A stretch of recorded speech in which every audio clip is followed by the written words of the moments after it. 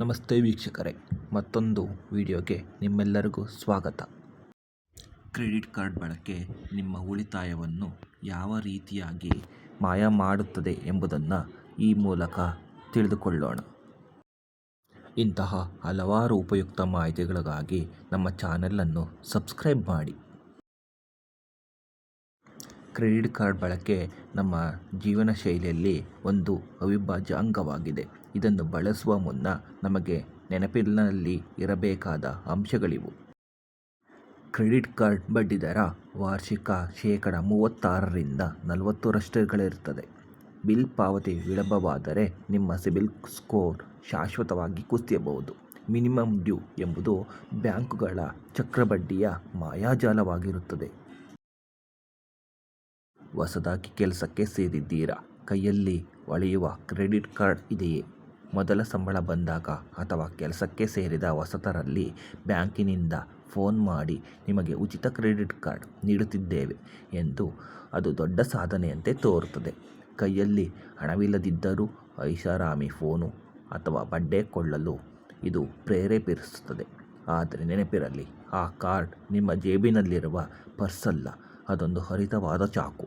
ಸರಿಯಾಗಿ ಬಳಸದಿದ್ದರೆ ನಿಮ್ಮ ಇಡೀ ಜೀವನದ ಆರ್ಥಿಕ ನೆಮ್ಮದಿಯನ್ನು ಇದು ನುಂಗಿ ಹಾಕುತ್ತದೆ. ಕ್ರೆಡಿಟ್ ಕಾರ್ಡ್ ಹೇಗೆ ನಿಮ್ಮ ಹಣವನ್ನು ಕದಿಯುತ್ತದೆ? ಬಡ್ಡಿಯ ಚಕ್ರವ್ಯೂಹ. ನೀವು ಬ್ಯಾಂಕಿನಿಂದ FD ಮೇಲೆ ಪಡೆಯುವ ಬಡ್ಡಿ ಶೇಕಡ 7% ಇರಬಹುದು. ಆದರೆ ಕ್ರೆಡಿಟ್ ಕಾರ್ಡ್ ಸಾಲಕ್ಕೆ ನೀವು ಕಟ್ಟುವ ಬಡ್ಡಿ ವಾರ್ಷಿಕ ಶೇಕಡ 48ರವರೆಗೆ ಇರುತ್ತದೆ. ಅಂದರೆ ನೀವು ಕೊಂಡ ವಸ್ತುವಿನ ಬೆಲೆ ಬಡ್ಡಿಗಿಂತ ಕೇವಲ ವರ್ಷಗಳಲ್ಲಿ 2ರಷ್ಟಾಗಿರುತ್ತದೆ. ಮಿನಿಮಮ್ ಡ್ಯೂ ಎಂಬ ವಿಷವರ್ತುಲ. ಬಿಲ್ ಬಂದಾಗ ಕೇವಲ 500 ರೂಪಾಯಿ ಕಟ್ಟಿದರೆ ಸಾಕು ಎಂಬ ಸಂದೇಶ ಬರುತ್ತದೆ. ಇದು ಬ್ಯಾಂಕ್ಗಳ ದೊಡ್ಡ ಆಟ. ನೀವು ಕನಿಷ್ಠ ಮೊತ್ತ ಕಟ್ಟಿದರೆ ಬ್ಯಾಂಕ್ ದಂಡ ಕಟ್ಟುವುದಿಲ್ಲ ನಿಜ, ಆದರೆ ಉಳಿದ ಹಣಕ್ಕೆ ಭಾರೀ ಮೊತ್ತದ ಚಕ್ರಬಡ್ಡಿ ವಿಧಿಸುತ್ತದೆ. ಇದರಿಂದ ಸಾಲದ ಮೊತ್ತ ಬೆಟ್ಟದಂತೆ ಬೆಳೆಯುತ್ತದೆ. ಸಿಬಿಲ್ ಸ್ಕೋರ್ ಮತ್ತು ನಿಮ್ಮ ಕನಸಿನ ಮನೆ. ಕ್ರೆಡಿಟ್ ಕಾರ್ಡ್ ಬಿಲ್ ಸರಿಯಾಗಿ ಕಟ್ಟದಿದ್ದರೆ ನಿಮ್ಮ ಕ್ರೆಡಿಟ್ ಸ್ಕೋರ್ ಹಾಳಾಗುತ್ತದೆ. ಇದರಿಂದ ಭವಿಷ್ಯದಲ್ಲಿ ನೀವು ಮನೆ ಕಟ್ಟಲು ಅಥವಾ ಕಾರು ಕೊಳ್ಳಲು ಸಾಲ ಕೇಳಿದಾಗ ಬ್ಯಾಂಕುಗಳು ನಿಮ್ಮನ್ನು ತಿರಸ್ಕರಿಸುತ್ತವೆ. ಕ್ರೆಡಿಟ್ ಕಾರ್ಡ್ ಮತ್ತು ಉಳಿತಾಯದಲ್ಲಿರುವ ಬಡ್ಡಿಯನ್ನು ಕೆಳಕಂಡಂತೆ ಕಾಣಬಹುದು. ಸಾಲದ ಸುಳಿಯಲ್ಲಿ ಬೀಳುವ ಮುನ್ನ ಯೋಚಿಸಿ.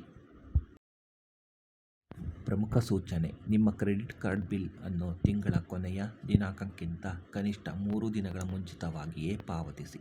ಆಟೋ ಡೆಬಿಟ್ ಆಯ್ಕೆಯನ್ನು ಆನ್ ಮಾಡಿಕೊಳ್ಳುವುದು ಅತಿ ಉತ್ತಮ.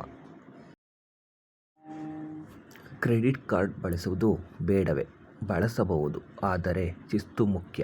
ಪ್ರತಿ ತಿಂಗಳು ಪೂರ್ಣ ಮೊತ್ತವನ್ನು ಕಟ್ಟುವ ಶಕ್ತಿ ನಿಮಗಿದ್ದರೆ ಮಾತ್ರ ಬಳಸಿ. ಇದು ನಿಮ್ಮ ಕ್ರೆಡಿಟ್ ಸ್ಕೋರನ್ನು ಹೆಚ್ಚಿಸಲು ಸಹಾಯ ಮಾಡುತ್ತದೆ. 2.